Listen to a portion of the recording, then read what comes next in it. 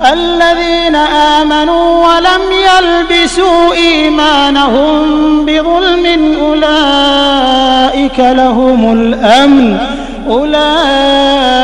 لهم الأمن وهم مهتدون.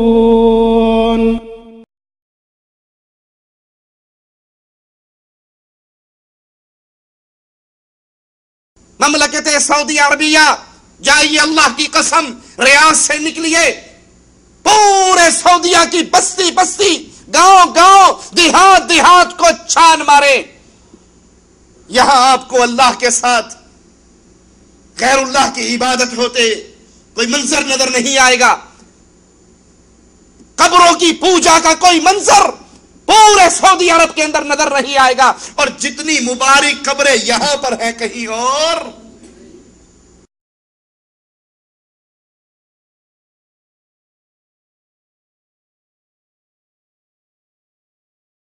جو لوگ ایمان لائے اور اپنے ایمان کو شرک کے ساتھ آلودہ نہیں کیا، انہی کے لیے امن ہے اور وہی راہ راست پر چل رہے ہیں۔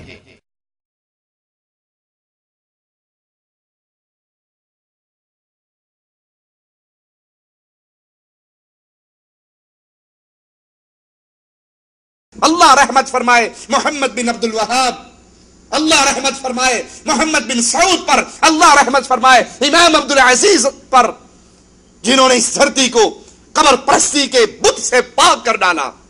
ان الحمد للہ نحمده ونستعینه ونستغفره ونعوذ باللہ من شرور انفسنا ومن سیئات اعمالنا، من يهده الله فلا مضل له ومن يضلل فلا هادي له، أشهد أن لا إله إلا الله وحده لا شريك له وأشهد أن محمدا عبده ورسوله، أما بعد، أعوذ بالله من الشيطان الرجيم، بسم الله الرحمن الرحيم، الله لا إله إلا هو الحي القيوم، لا تأخذه سنة ولا نوم، له ما في السماوات وما في الأرض، من ذا الذي يشفع عنده إلا بإذنه، يعلم ما بين أيديهم وما خلفهم، ولا يحيطون بشيء من علمه إلا بما شاء، وسع كرسيه السماوات والأرض ولا يؤوده حفظهما وهو العلي العظيم۔ دین اسلام دین توحید ہے۔ توحید وہ بنیادی چیز ہے جس پر اسلام کی پوری بلڈنگ کھڑی ہے۔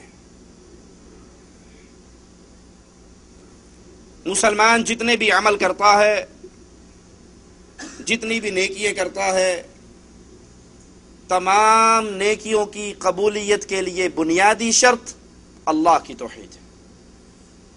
یہ موحد ہے تو اس کی نمازیں قبول ہوں گی، یہ توحید کو سمجھتا ہے، جانتا ہے، اس پہ عمل کرتا ہے، اس کے مطابق زندگی گزارتا ہے تو اس کے روزے قبول ہوں گے،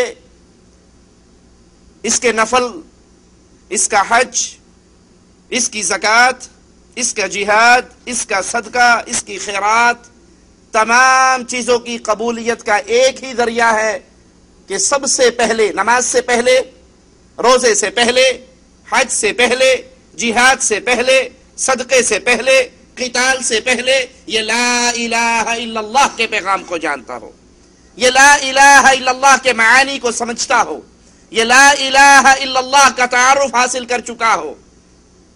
جس کی بنیاد میں لا الہ الا اللہ ہے وہ تحریک کامیاب ہے، وہ عمل کامیاب ہے، اور جس کی بنیاد میں لا الہ الا اللہ نہیں، وہ عملوں کے انبار بھی لگا دے، زمین و آسمان کے درمیان جو خلا ہے یہ خلا اپنی نیکیوں سے بھر ڈالے، اگر وہ لا الہ الا اللہ کو نہیں سمجھتا، عقیدہ توحید کو نہیں جانتا، اللہ کی وحدانیت کو نہیں سمجھتا، اس کا اللہ پر ایمان ویسے نہیں جیسے اللہ کی کتاب اور امام الانبیاء علیہ السلام کے فرمان ہمیں سمجھاتے اور سکھاتے ہیں، تو اس کی ساری زندگی کے اعمال برباد ہیں۔ قرآن حکیم میں مالک اعلان فرماتا ہے لا یغفر ان یشرک بہ ویغفر ما دون ذلک لمن یشاء، مشرک کو اللہ نے کبھی معاف نہیں کرنا. زانی معاف ہو سکتا ہے، شرابی معاف ہو سکتا ہے، چور معاف ہو سکتا ہے، قاتل معاف ہو سکتا ہے، ڈکیت معاف ہو سکتا ہے. ایک مجرم ایسا ہے جسے قیامت کے دن اس کے لیے نہ کوئی سفارش ہے، نہ شفاعت ہے، نہ معافی ہے، نہ جہنم سے نجات کا کوئی ذریعہ ہے. مسلمان گناہگار، حدیث میں آتا ہے ایک شخص کھڑا ہوگا، مظلوم کھڑا ہوگا، ظالم سے سوال کرے گا. یہ ظالم جس کو مالک معاف کرنے کا فیصلہ کر چکا ہے، اس کو جنت عطا کرنے کا فیصلہ اللہ کر چکا ہے. مظلوم کہے گا اللہ اس نے ظلم کیا تھا، مجھے اس سے بدلہ لے کر دے. آج تیری عدالت ہے. مظلوم سوال کر رہا ہے، مالک بجائے اس ظالم سے لے کر دینے کے، اس کو تو اللہ نے معاف کر دیا، وہ تو اہل جنت میں شامل ہو گیا. اللہ اس سے کہتا ہے اس سے بدلہ لینا ہے یا وہ جنت کا منظر دیکھ، تجھے وہ چاہیے. تو مظلوم کو اللہ اپنی طرف سے، اپنی رحمتوں سے جنت کے اعلی مقام عطا کر کے اس کو راضی کر لے گا، اور جس نے اس پر ظلم کیا اسے معاف کر کے اپنی رحمت سے جنت عطا کر دے گا. ہر ظلم، ہر گناہ، ہر خطا، ہر بیماری، ہر غلطی اللہ کے دربار میں معافی کے لیے پاسبل ہے کہ اللہ اس پر اپنی رحمت فرمائے اور معاف کر دے. ایک گناہ، ایک جرم، ایک خطا، ایک ظلم عظیم ایسا ہے جس کی کبھی معافی نہیں ہوگی، اور وہ شرک ہے. توحید تمام اعمال کی قبولیت کی اساس، قبولیت کی بنیاد. نماز کس کی قبول، روزہ کس کا قبول، حج کس کا قبول، جہاد کس کا قبول، قتال کس کا قبول؟ جو اللہ کی توحید کو مانتا ہے، جانتا ہے، سمجھتا ہے. اور اسی طرح یاد کر لیجئے، توحید کے فوائد میں، توحید کے ثمرات میں مواہب کو ملنا کیا ہے، توحید کا فائدہ کیا ہے؟ دنیا کا امن، دنیا کی ہدایت، سکون، شانتی، وہ اسی عقیدہ توحید کو سمجھنے ماننے میں ہی چھپی ہوئی ہے. پوری دنیا میں امن کب ہوگا، سکون کب ہوگا، اطمینان کب ہوگا؟ جب اس دنیا کے اندر شرک اکبر ختم ہو جائے. یہ دنیا پرسکون رہے گی، دنیا والے عزت کا سانس لیں گے. آئیے اللہ کی کتاب سے سنتے ہیں، الذین آمنوا، ہدایت یافتہ کون، امن پانے والے کون؟ الذین آمنوا، جو لا الہ الا اللہ کہے، اللہ پر ایمان لے کر آئے، اللہ کی وحدانیت کو سمجھے، پھر وَلَمْ يَلْبِسُوا إِيمَانَهُمْ بِظُلْمٍ أُولَئِكَ لَهُمُ الْأَمْنُ وَهُمْ مُهْتَدُونَ. لا الہ الا اللہ کہنے کے بعد معاملہ ختم نہیں ہو جاتا، آزادی کا پروانہ نہیں مل جاتا کہ آپ جو چاہے کریں، آپ نے لا الہ الا اللہ پڑھ لیا. نہیں، اللہ کی کتاب کہہ رہی ہے الذین آمنوا، جو ایمان لے کر آئے، ولم یلبسوا ایمانہم بظلم اولئک لہم الامن وہم مہتدون. ایمان لانے کے بعد پھر وہ ظلم عظیم نہ کرے، وہ شرک اکبر نہ کرے، وہ اللہ کے ساتھ کسی کو شریک نہ کرے، نہ اللہ کی ذات میں، نہ اللہ کی صفات میں، نہ اللہ کی عبادت میں. جب اپنے دامن کو وہ شرک اکبر سے بچا لیں گے، دنیا میں امن بھی ہوگا، سکون بھی ہوگا، اور یہی ہدایت پانے والے ہوں گے.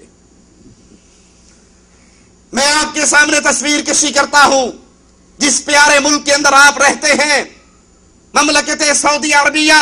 جائیے، اللہ کی قسم، ریاض سے نکلیے، پورے سعودیہ کی بستی بستی، گاؤں گاؤں، دیہات دیہات کو چھان مارے. یہاں آپ کو اللہ کے ساتھ غیر اللہ کی عبادت ہوتے کوئی منظر نظر نہیں آئے گا. قبروں کی پوجا کا کوئی منظر پورے سعودی عرب کے اندر نظر نہیں آئے گا. اور جتنی مبارک قبریں یہاں پر ہیں، کہیں اور کوئی تو پوج رہا ہے اپنے پیروں فقیروں کو، کوئی پوج رہا ہے نشے کرنے والوں کو، کوئی پوج رہا ہے اغوا کرنے والوں کو. کسی کو پوجنے کے لیے کچھ نہیں ملا، اس نے اپنا بعد میں گدھا دبا کر اسی کا نام کھوتے شاہ رکھ لیا. کوئی تو کسی کو پوج رہا ہے، کسی کو کوئی قبر نہیں ملی، اس نے خالی قبر بنا کر ہی اس کی عبادت شروع کر دی. لیکن جتنی پیاری قبریں مملکت سعودی عربیہ کی دھرتی پر ہیں، قبروں میں سب سے افضل قبر محمد رسول اللہ کی ہے، میرے نبی کے اہل بیت کی ہے، میرے نبی کے گھر والوں کی ہے، میرے نبی کے اصحاب کرام کی ہے، وہ ساری یہاں پر موجود ہے۔ لیکن جائیے پورے ملک کو چھان ماریے، گاؤں گاؤں گھوم لیجئے، کہیں آپ کو قبروں پہ سجدے نظر نہیں آئیں گے، قبروں کا طواف نظر نہیں آئے گا، قبروں پہ سبز چادریں، کالے جھنڈے، عرس اور میلے، لکی رانی سرکس کے منظر یہ آپ کو نظر نہیں آئیں گے، کیونکہ اللہ کی توحید قائم ہے، لا الہ الا اللہ قائم ہے۔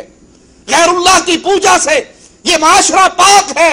اللہ رحمت فرمائے محمد بن عبد الوہاب، اللہ رحمت فرمائے محمد بن سعود پر، اللہ رحمت فرمائے امام عبد العزیز پر، جنہوں نے اس دھرتی کو قبر پرستی کے بت سے پاک کر ڈالا۔ اور پھر اس معاشرے میں امن بھی ہے، اس معاشرے میں سکون بھی ہے، اس معاشرے میں ہدایت بھی ہے، اس معاشرے میں راحت بھی ہے۔ اور اس کے مقابلے پر اپنے معاشروں میں جائیے، اپنے گلی کوچوں میں گھومیے، جہاں پر ہر 4 کلومیٹر کے بعد کسی نہ کسی کی عبادت ہو رہی ہے، قبروں پر طواف بھی ہے، قبروں پر سجدے بھی ہیں، غیر اللہ کے لیے ذبح بھی ہے، غیر اللہ کے لیے پکار بھی ہے، مسجدیں ویران ہیں، دربار آباد ہیں۔